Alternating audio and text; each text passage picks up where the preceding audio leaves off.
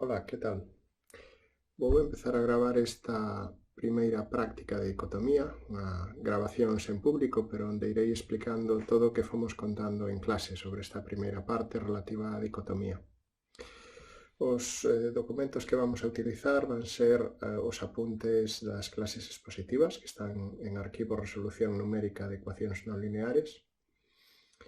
A práctica en sí, o boletín da práctica, que será este ficheiro PDF práctica resol ecnolin, e este ficheiro resolve Sage que necesitaremos para a parte de dicotomía.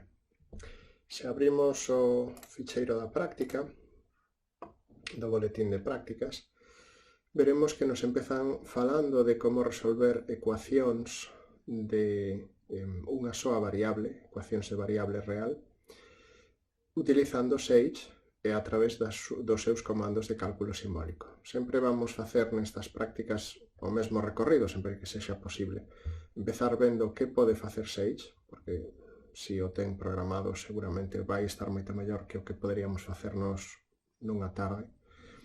E tamén empezando polo cálculo simbólico, porque se nos dá a solución normalmente vai ser máis exacta, máis axeitada a nosa forma de pensar. Entón empezamos por como resolver ecuacións escalares non lineares con Sage usando cálculo simbólico, e o comando que temos en Sage é o solve. Entón, se eu quero resolver a ecuación x cadrado igual a x á cuarta, e non linear pode ter 0, 1, varias ou infinitas solucións. E entón eu abro un ficheiro Jupyter Notebook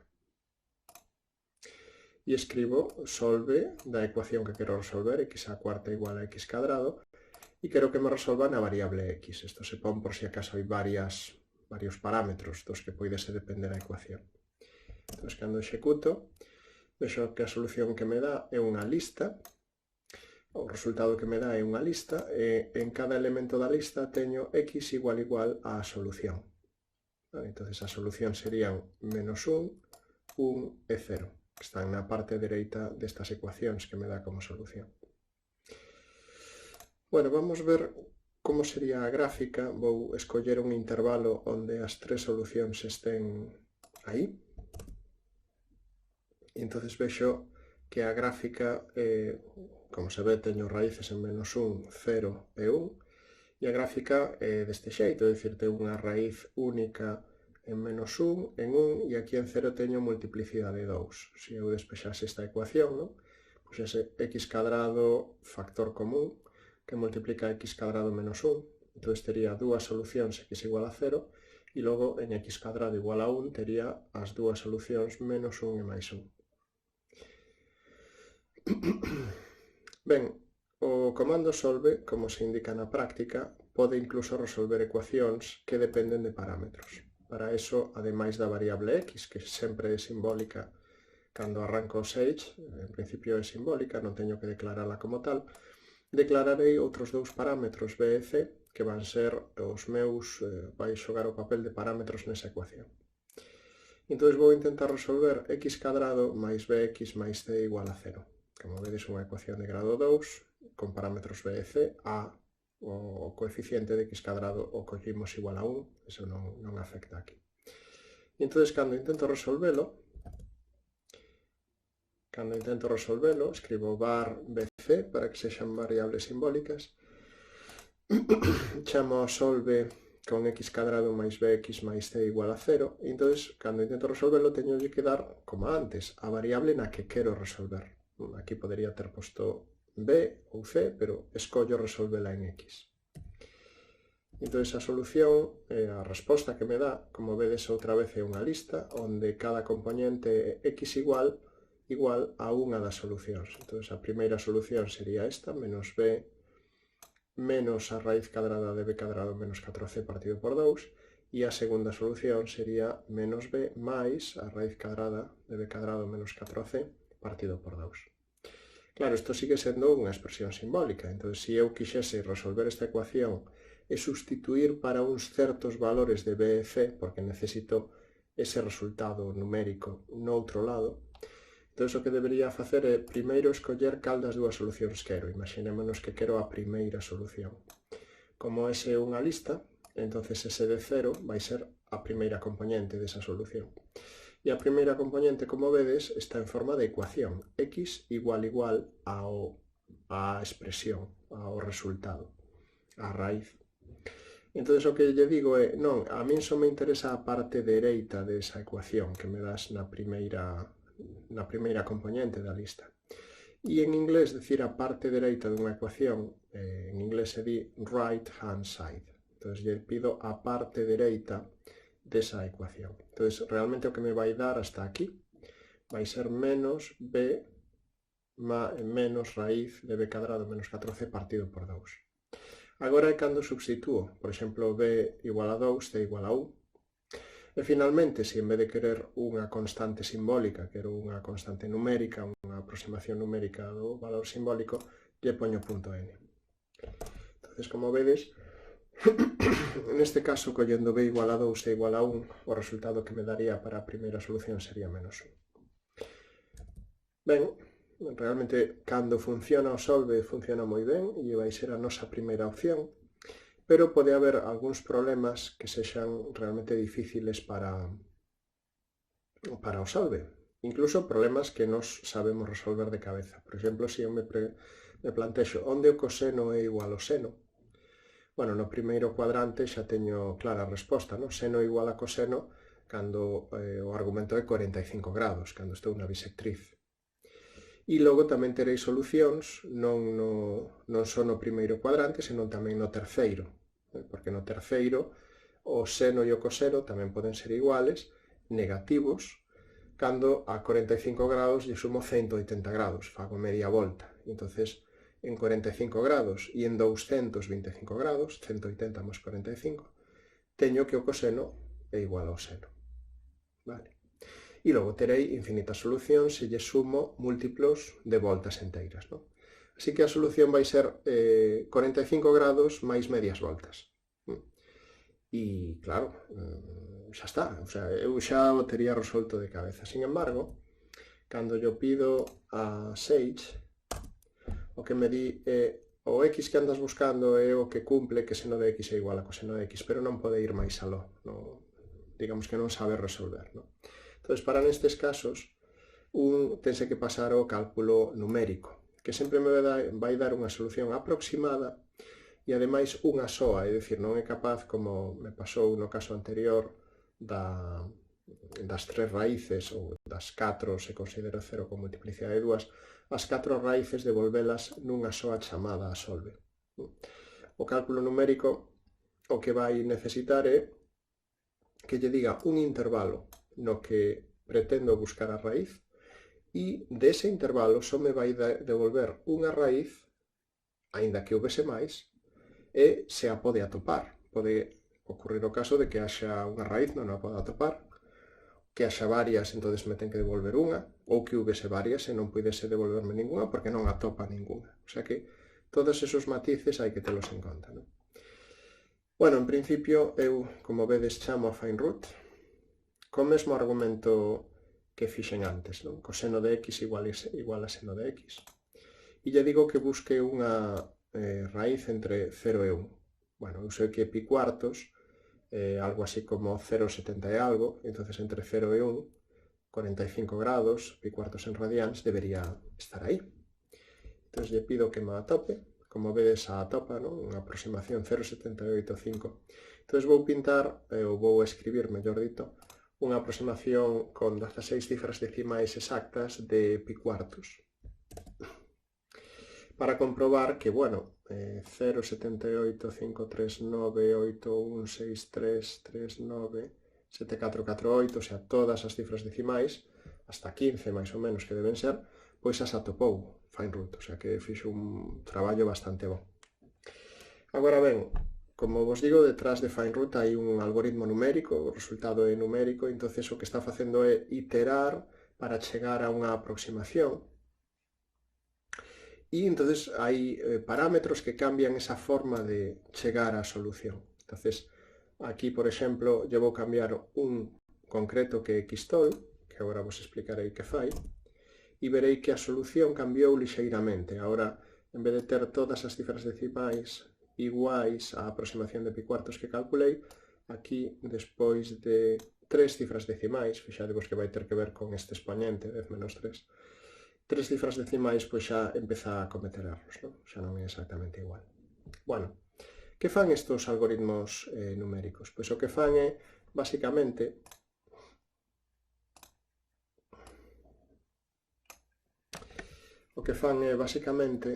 cando teño unha función e unha raíz alfa, empezar a construir unha serie de iterantes, x1, x2, así hasta xk, vamos a chamar, que se van, esperemos, aproximando a raíz. Entón, cada vez que calcula un deles, ten que decidir se está suficientemente cerca da raíz. Entón, hai dos criterios.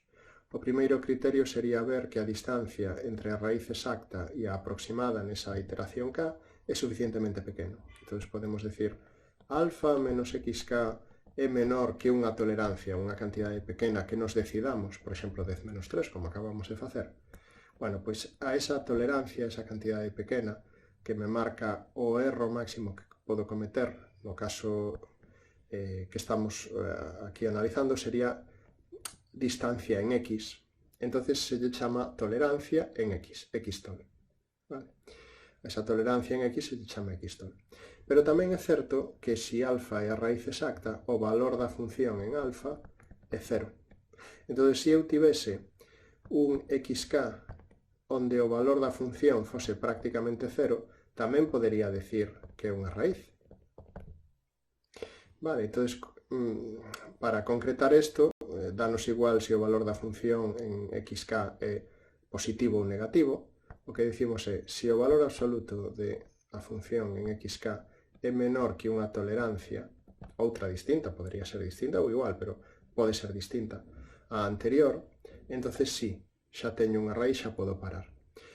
Curiosamente non se lle chama itol, non? Porque agora esta cantidade, que sería f de xk, como vedes, mídese no eixo y. Entonces, igual que antes lle chamábamos xtol, agora lle poderíamos chamar y-tol. Pero como históricamente a esta cantidade f de xk se lle chama o residuo, pois por esta r se pon r-tol. Vale. Bueno, entonces, aquí como vedes, o que estamos facendo é dicíndolle que o xtol vai ser menor, vai ser máis grosso que antes, non? Entonces, en vez de ter tantas cifras decimais exactas, pois eu teño 3, porque lle dixen que o erro máximo podía ser 10 menos 3 e logo podía parar. Bueno, ainda así, xa digo, xogan os dous criterios, entonces a veces parará polo xtol, a veces parará polo r-tol. Si vamos á práctica, temos unha ligazón á axuda de FindRoot. A ver se abre, sí. Temos unha ligazón á axuda de FindRoot onde podemos ver todas as opcións que ten este comando, non? En particular vamos ver que ten xtol, rtol e tamén ten un argumento co cal podemos ver a información de cantas iteracións fixo antes de chegar á converxencia. A ver se vai abrindo.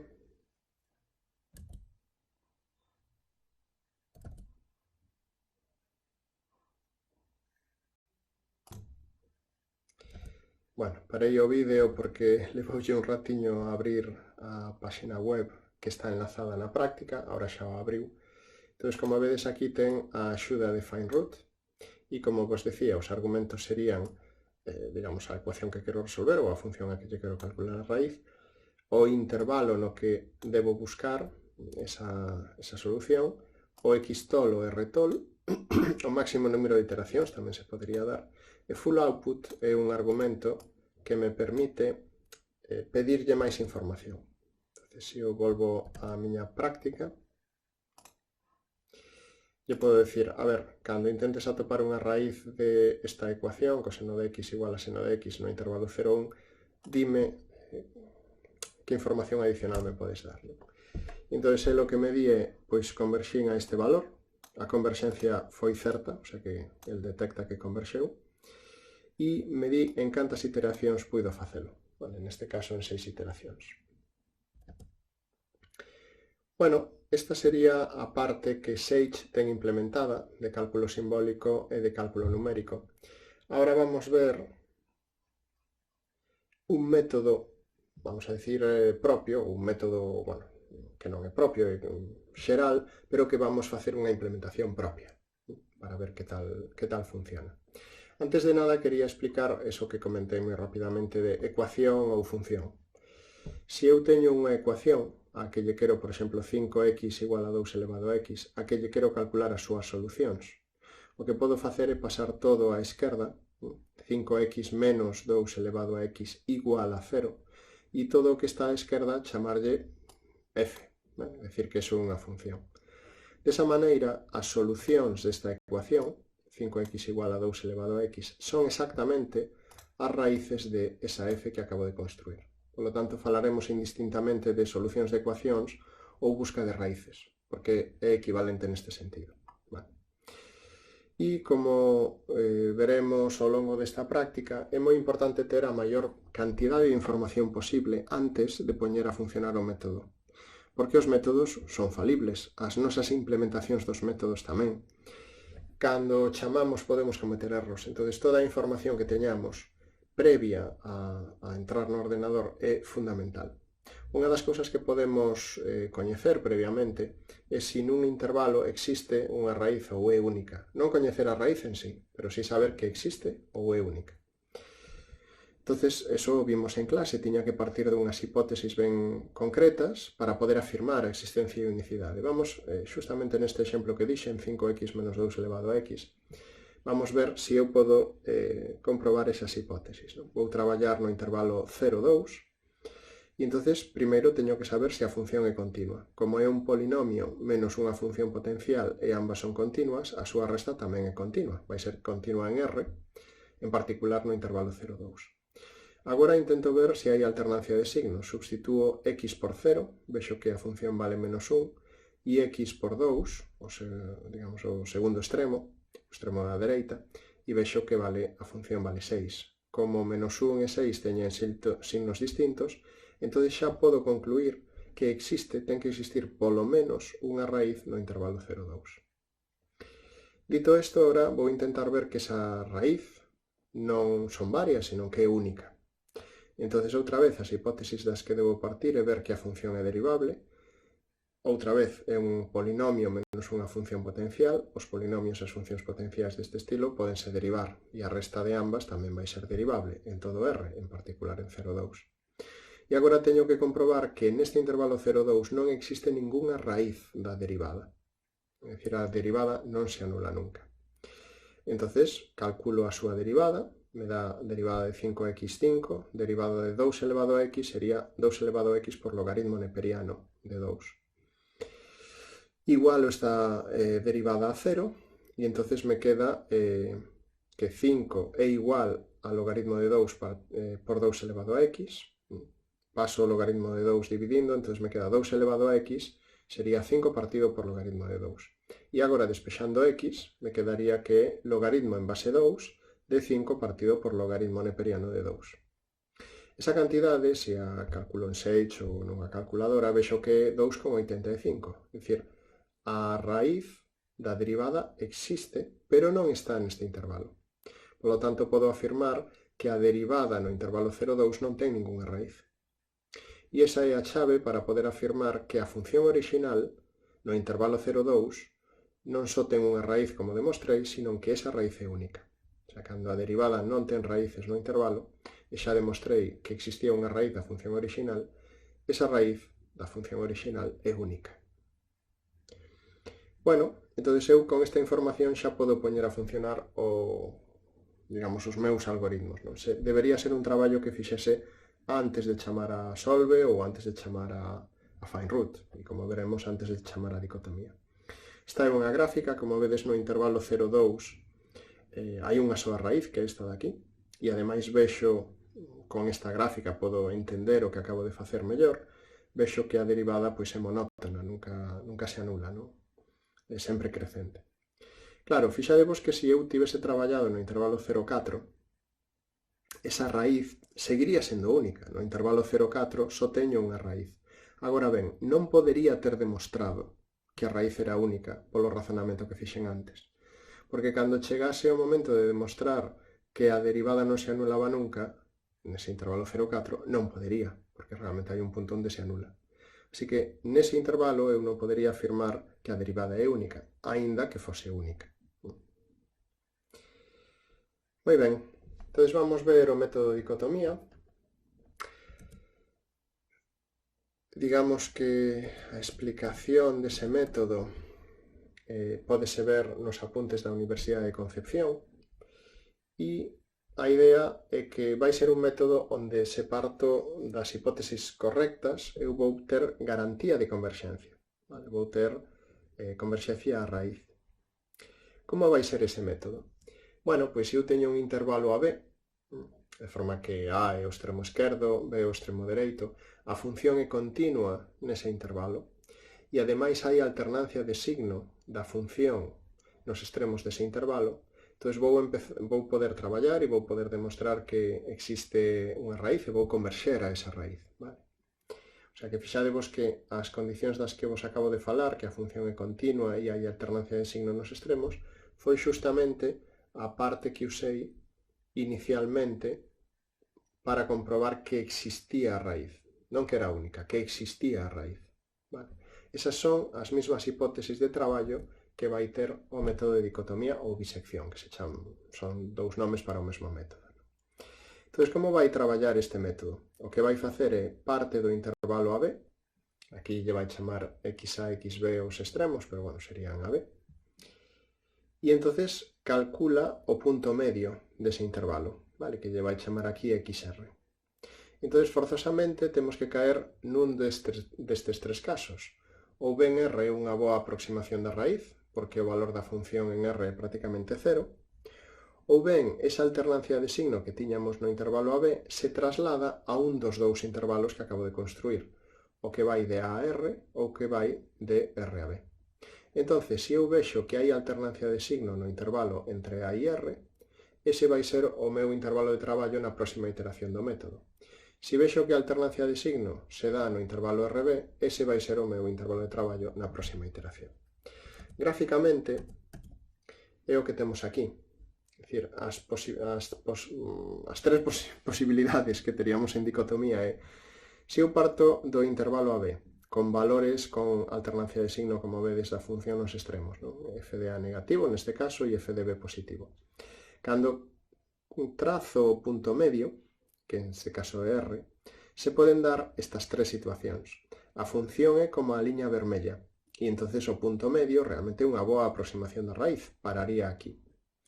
A función é como a liña negra, e entonces ese intervalo AB que tiña alternancia de signo, vexo que esa alternancia se conserva no intervalo AR, vale? Porque aquí teño negativo e en F de R positivo. E entonces desboto o intervalo RB, na próxima iteración traballo no AR. Ou ben, a función podría ser como a liña azul, onde esa alternancia de signo se conserva no intervalo RB, porque F de R é negativo e F de B é positivo. Co cal desbotaría o subintervalo AR e na próxima iteración traballaría en RB. Vale. O sea, como vedes, o que fai o método de dicotomía ou bisección é ir creando intervalos encaixados. Teño un intervalo grande, o divido en dous partes, quedome con un deles, agora ese o divido en dous partes, quedome con un deles. Ten moito que ver con búsqueda binaria, ainda que búsqueda binaria normalmente se dá nun contexto de búsqueda en arrays, polo tanto, é unha búsqueda nun número finito de elementos, e, polo tanto, sempre chego a unha solución nun número finito de pasos, non? Aquí eu podería estar iterando, sempre que non chegue á liña vermella, podería estar iterando, por decirlo así, indefinidamente, non? Aí é onde entra o que vos expliquei da tolerancia. En algún momento teño que parar de facelo. Se estou, digamos, alternando entre liñas negras, liñas azuis, liñas negras, liñas azuis, podería estar continuamente facendo isto. Entón, coas tolerancias decidirei, a parte de atoparme na liña vermella, cando paro. Bueno, este sería o debuxo que veremos despois. Vamos ver a programación específica do método de dicotomía.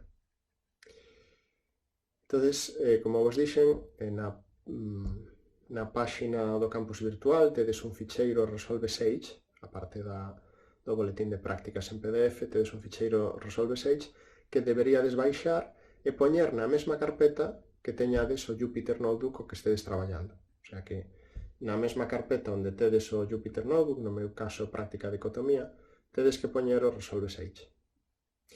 Entonces, se o abrimos, aquí escollín Language Python para que me coloree, simplemente por comodidade. Se o abrimos, como vedes, é unha función, dicotomía, que ten como argumento a función a que lle quero calcular a raíz, o intervalo AB no que vou traballar, e a tolerancia en X e a tolerancia en Y coas que quero traballar. Teñen un valor por defecto, no caso de Xtol 10 menos 12, no caso de Retol 10 menos 14, eso significa que se eu só lles dou como usuario só lle dou a dicotomía aos tres primeiros argumentos, vale? Defino a función e os extremos do intervalo, estes valores non llos teño que dar se non quero, porque xa van tomar por defecto estas cantidades. Bueno, entonces eu empezo dicindo a aproximación da raíz pode ser o intervalo esquerdo, non? Por decir algo. Todavía non fixen ningún tipo de iteracións, o número de iteracións é 0. E V e I latina vos lo explicarei despois, porque simplemente teñen importancia a efectos de debuxo. Por tanto, por ahora non vamos falar deles. Entón, teño que facer o posible para saber que estou nas condicións que dicíamos que bisección converxía, que era que a función sexa continua. Bueno, eso o vou ter complicado de comprobar en Sage, eso terei que facer eu, pero sí que podo comprobar si hai alternancia de signo. Vale? Si f de A por f de B é positivo ou negativo.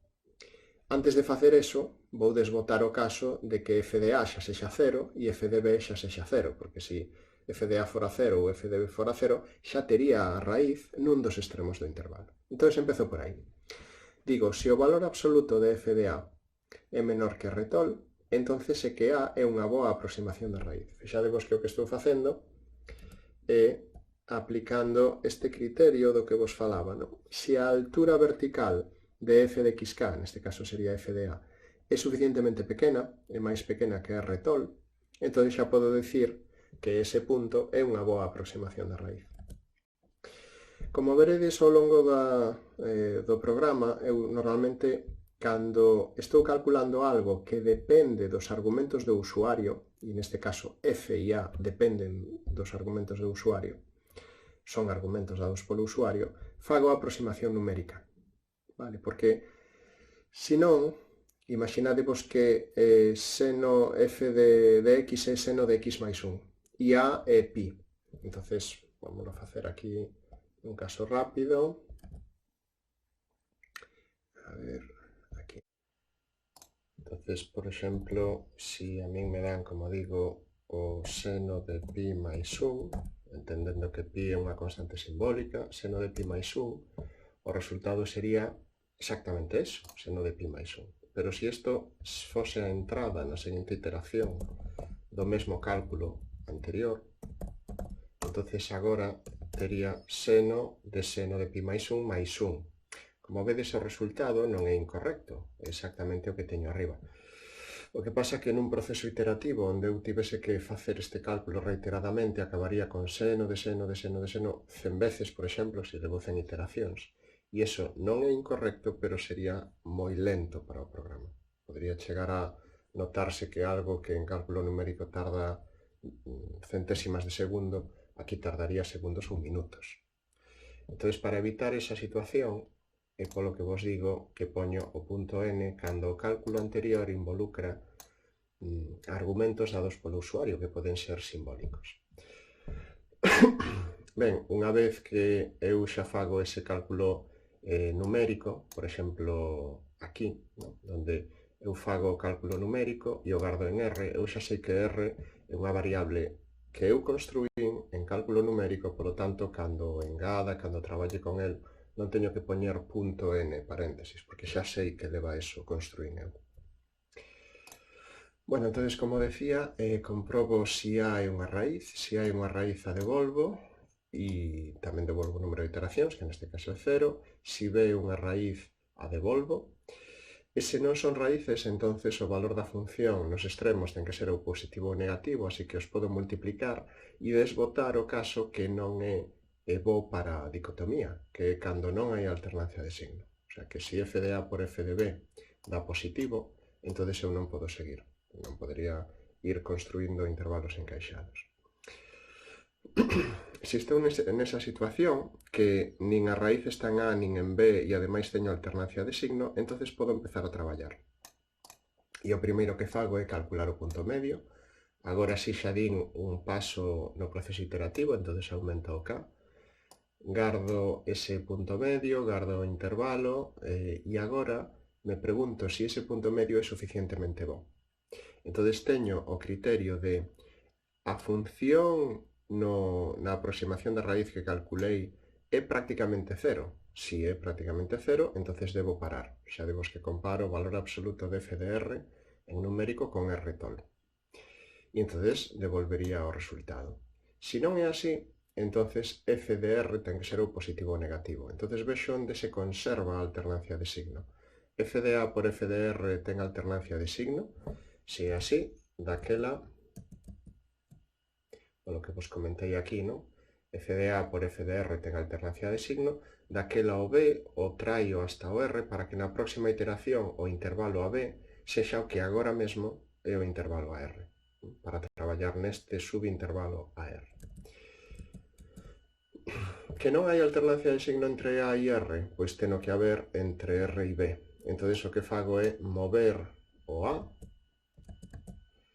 sería a liña azul, movo o A para que na próxima iteración o intervalo AB sexa o que agora mesmo lle chamo RB e poder traballar neste subintervalo.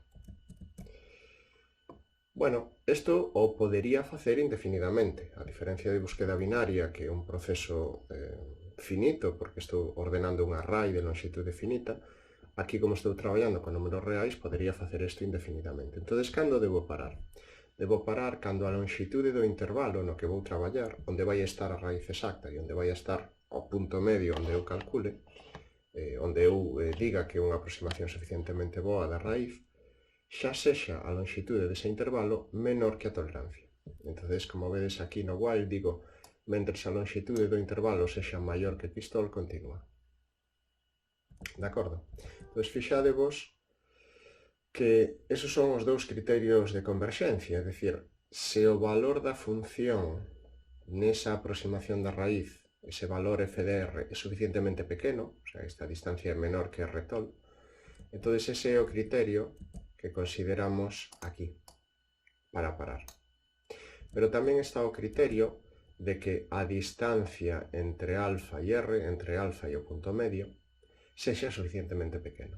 Como sempre, alfa non o coñezo, pero eu sei que como están neste intervalo e r é o punto medio, a distancia entre alfa e r, xa este alfa por este lado ou alfa por este lado, vai ser menor que a metade do intervalo. O sea, unha vez que calculei o punto medio, entonces a longitude do intervalo divido por 2 e isto sí que é unha cantidade coñecida.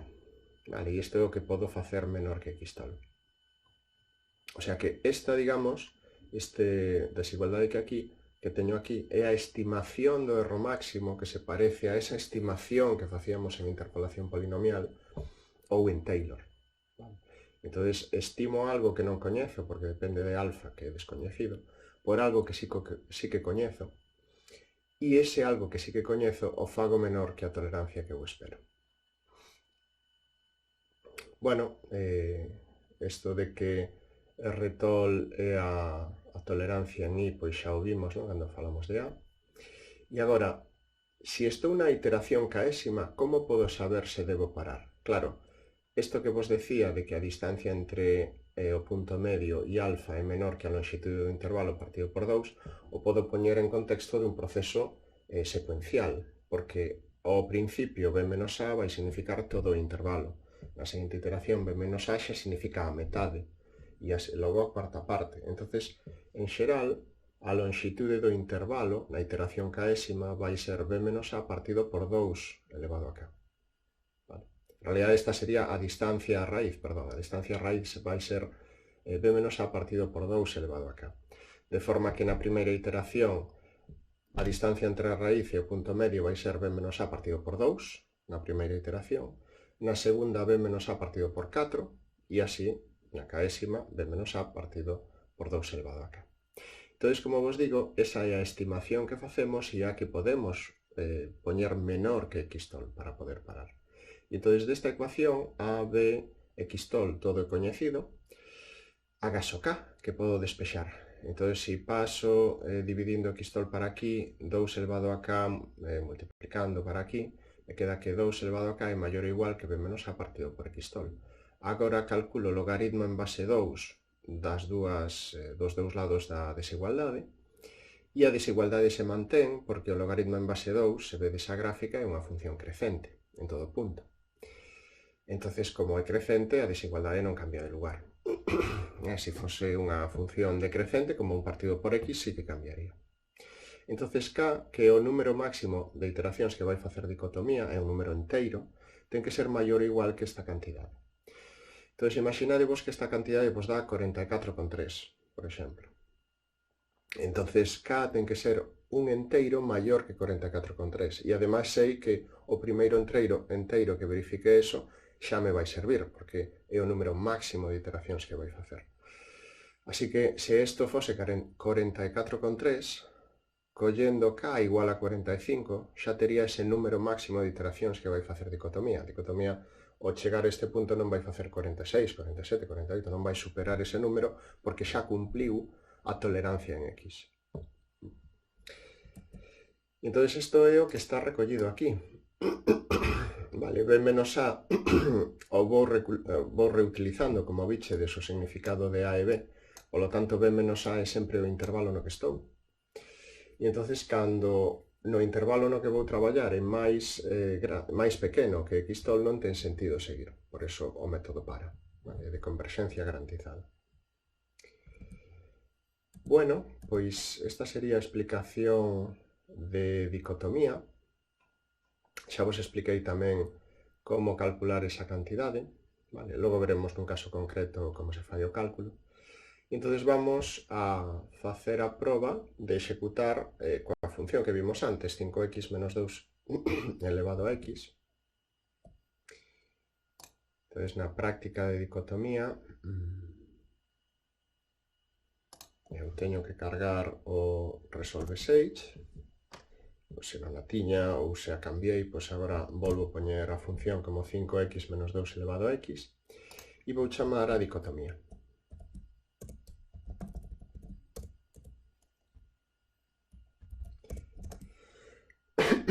Entón, cando fago, vedes que me devolve a raíz, a aproximación da raíz, o número de iteracións que fixo, e estas listas que aparecen aquí, bueno, como vos dixen, non era importante para a explicación de dicotomía, pero vos lo digo, v vai ser a lista de iterantes que vou construindo. Como reutilizo as variables para a dicotomía, v non é importante, pero logo para pintar sí vai ser importante.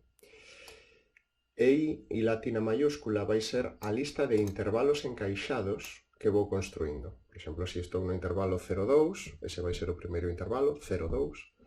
O seguinte intervalo será a metade que colla, por exemplo, 0,1.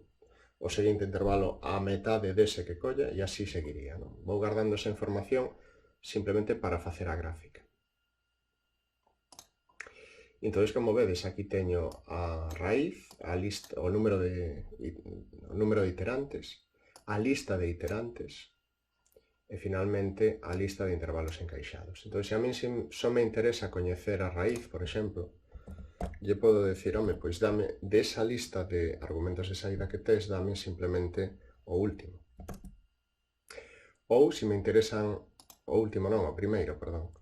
Ou, se me interesan o primeiro e o segundo, eu lle podo decir, bueno, pois dame o de índice 0 e o de índice 1, e aí paro, porque o 2 significa colle o índice ata 2 menos 1. Entón, colle o índice 0, empeza en 0, e chega hasta 2 menos 1, 1. Entón, vai coller o primeiro e o segundo argumentos.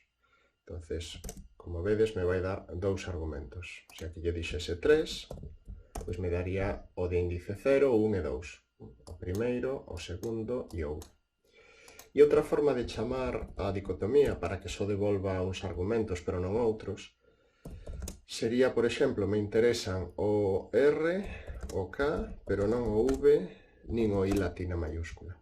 Entonces, para os dous últimos, deixo un subrayado, un guión baixo, de forma que non nos vai guardar, non vai crear variables para eles. Vale? Entonces, aquí só me está devolvendo o R o K e os estou mostrando. Bueno, vedes que me dá 41 iteracións. Neste caso, cantas debería facer? Pois eu podo, como vedes aquí, calcular o logaritmo en base 2, aquí está base 2, de b menos a, neste caso sería 2 menos 0, partido pola tolerancia en x, que como non a cambiei por defecto, se vos fixades no Resolve Sage, por defecto a tolerancia en x e non a cambio é 10 menos 12. Entonces, aí teño b menos a partido por xtol, logaritmo en base 2, e o cálculo que me dá é 40,86. Como teño que coller xusto o enteiro que está por riba, podo utilizar a función SAIL, que significa o teito, o enteiro que está xusto inmediatamente superior a esa cantidade real, me dá 41. Entón, este me marca o número máximo de iteracións que eu podo facer nestas condicións, é dicir, no intervalo 0,2, con este xtol, este vai ser o número máximo que pode facer a dicotomía. E como vedes, o respeta. Esta cantidade, 41, o sea, esta cantidade que estou sinalando, perdón, aquí está, aquí, 41 ten que ser menor ou igual que este cálculo que fixen na cela 22. Entonces, podería ser que dicotomía fixese este cálculo en 41 iteracións, como fai, que o fixese en 40, en 39, en unha iteración, vale? Eso é totalmente válido. O que non podería ocurrir é que este 41 que estou marcando, o que fai dicotomía, fose maior, estrictamente maior, que o cálculo que fixen na cela 22. Vale? Si ocorre eso, entonces hai algún problema. Ou ben que eu metín mal o intervalo de cálculo, metín mal o xtol, algo tiven que facer mal, porque este número que me dá dicotomía non pode ser maior que a estimación do número máximo de iteracións. Vale. Bueno, e despois deso, a mí me gustaría ver como vai iterando o método. Teño por aquí unha gráfica, aquí está. Como vai iterando o método segundo vai buscando a raíz exacta. Entón, por exemplo, eu empezo no intervalo 0,2 e agora o primeiro punto medio que construo pois é este x igual a 1. Entón, se vos fixades nesta gráfica o teño marcado cun circuliño, non? Agora vexo o intervalo seguinte, sería este de aquí, e vexo o punto medio, que sería o 0,5. Agora vexo o intervalo seguinte que colleu, como vedes sempre escolle ou ben o intervalo da esquerda ou ben o intervalo da dereita, neste caso escolleu o da esquerda, pero, por exemplo, neste caso escolleu o da dereita. E así sigue iterando, vai marcando todos os iterantes que vai construindo con circuliños, e todos os intervalos que vai collendo ata que son tan pequeniños que xa prácticamente se representan cun píxel. Vale. Entón, para facer esta gráfica, temos justamente outra función en Resolve Sage, que sería debuxa dicotomía. Entón, debuxa dicotomía ten os mesmos argumentos, bueno, este non é necesario, sí, vamos a deixar así. En debuxa dicotomía teño os mesmos argumentos que tiña en dicotomía, porque o primeiro que fai debuxa dicotomía é chamar a dicotomía cos argumentos que lle pase o usuario. Entón, así xa teño a raíz, R, o número de iterantes, K, V, a lista de iterantes, e latina mayúscula, a lista de intervalos encaixados. Entón, o primeiro que fago é pintar a función, pintar esos circuliños que me marcaban os iterantes a altura 0, por eso poño aquí como ordenadas un vector tan longo como das abscisas, pero de ceros.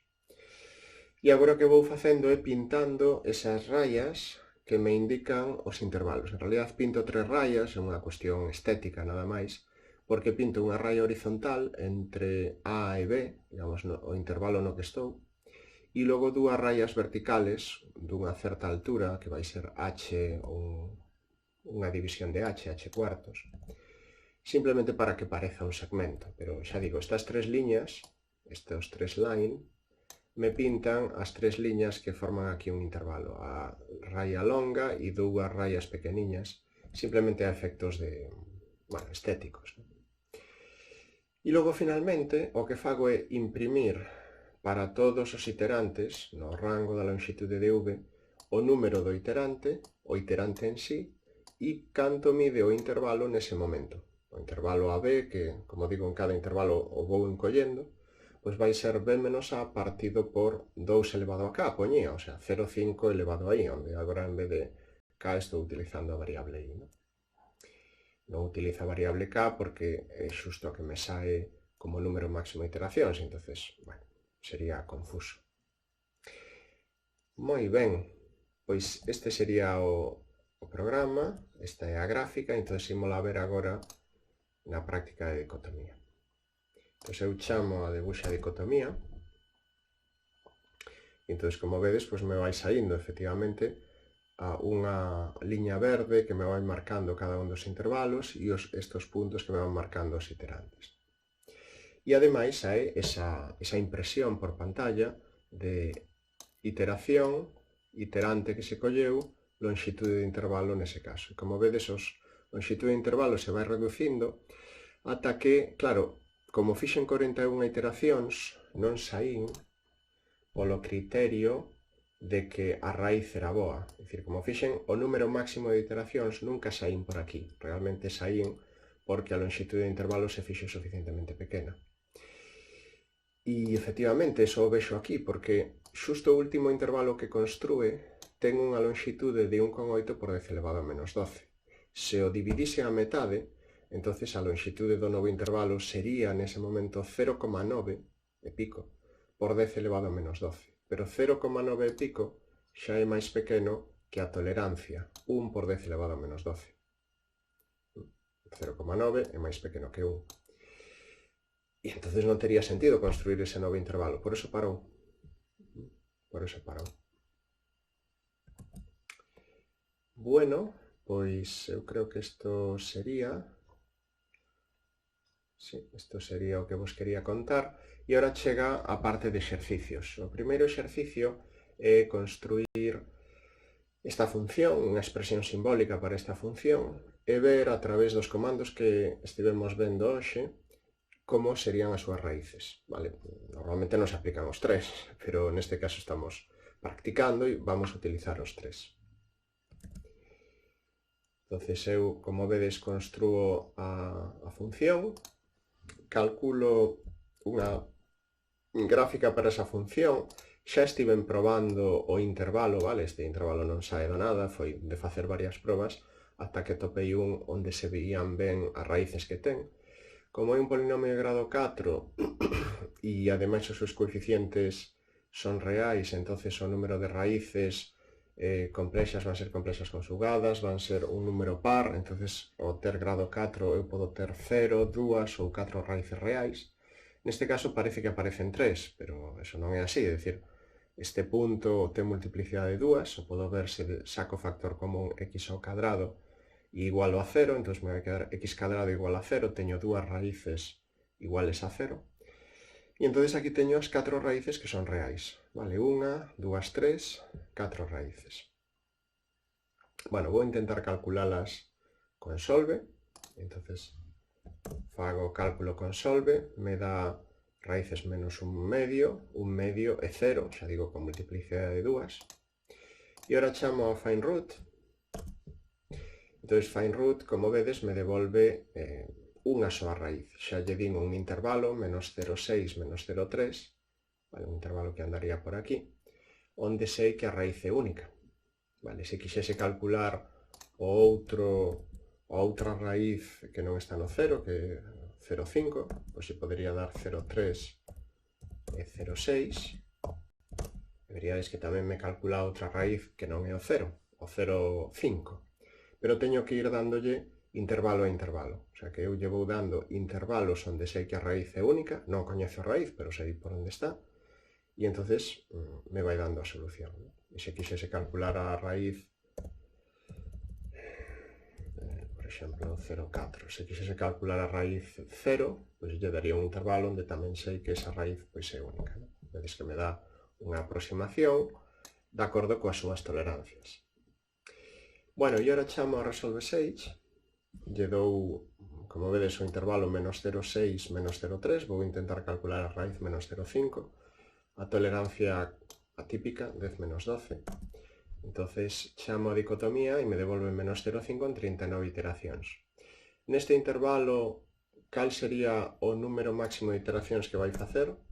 Pois 39, o sea que vedes que fai o número máximo de iteracións. Nunca atopa nun paso intermedio un R que teña un f de R menor que Rtol, e entonces ten que esgotar o bucle.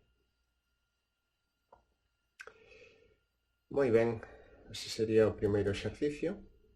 E o segundo sería traballar con esta función a cachos. Hai paquetes en Sage que permiten definir expresións simbólicas a cachos, pero esos paquetes non fan todo o que vamos necesitar nesta asignatura. Entonces, no noso caso decidimos facer funcións a cachos directamente. Bueno, e como faríamos esa función a cachos? Pois eu tería que vir á práctica e definir unha función Python, vale? Unha h de x, onde vou declarando a condición para entrar en cada rama e a propia rama. Entonces, a primeira rama sería si x é menor que 1, daquela devolve menos a raíz de 1 menos x, menos a raíz de 1 menos x. E senón a outra rama, fixadevos que é a complementaria, entón xa non teño que comprobar isto, vou poñer un else, vou pola segunda rama. Entonces, else, vou pola segunda rama. Se non fosen complementarias, realmente teria que comprobar que x é maior que 1, maior ou igual que 1. Entón, eu xa podo facer a gráfica desta función no intervalo 0,2, outra vez sei que é un intervalo bo para pintar, senón teria que andar facendo probas. Entón, vexo a rama por riba de 1 e a rama por debaixo de 1. Esta función ten a característica de que vai ser continua. Como vedes, vai ser continua. Podría calcular os límites laterais da función e ver que os dous valen o mesmo, pero a súa derivada non vai estar definida en todo punto. O sea que é un caso de función continua que non é necesariamente derivable. Hai un punto onde non é derivable. Fixadevos que o límite da derivada, tanto pola esquerda e pola dereita en 1, vai ser máis infinito. Entón, nese punto, a derivada non está definida. Bueno, se fago o cálculo de solve, o cálculo da solución con solve, neste caso vai funcionar. Vale, pero fixadevos que é importante a solve darlle, agora sí, unha expresión simbólica. Se eu chamase a solve simplemente con h, o resultado sería que non pode facelo. E non porque non exista raíz, ou non, sino porque h é unha expresión Python, unha función Python. Vale. Entonces, sí, o que podo facer é pasarlle unha variable simbólica para que o resultado de avaliar nesta función Python a variable simbólica sexa algo simbólico. E iso xa me dá a idea de que, bueno, conseguín a raíz con solve pero de chiripa, porque fixadevos, cando lle paso unha expresión simbólica a h, entonces o primeiro que fai é comprobar se si x é menor que 1. Como x é unha expresión simbólica, el vai dicir, home, unha expresión simbólica necesariamente non ten por que ser menor que 1, pode ser menor que 1 ou non. Polo tanto, non vou entrar nesta rama. Vale. Independentemente do valor de x, como isto é unha expresión simbólica, non ten un valor asociado, mellor dito, non ten un valor asociado a un valor concreto asociado a variable x, el nunca vai entrar, cando x é simbólico, nunca vai entrar por esta rama. Entón entra por esta. E afortunadamente, esta rama de aquí sí ten unha raíz. As dúas a teñen, vale? Aquí teño a raíz porque esta rama, e esta tamén, valen 0 cando chegamos a x igual a 1. Entón, por eso solve atopa a raíz. Se a rama pola que entrase non tivese a raíz, entón solve diría que non teño raíz. Vale?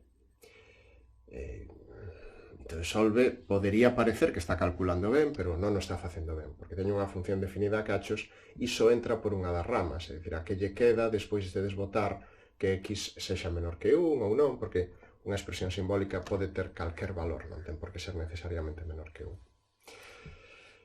Bueno, e entón, efectivamente, por eso aquí me dá error o solve, porque non lle paso de x, e entón non é unha expresión simbólica, fixadevos que di o primeiro argumento debe ser unha expresión simbólica, unha lista deles.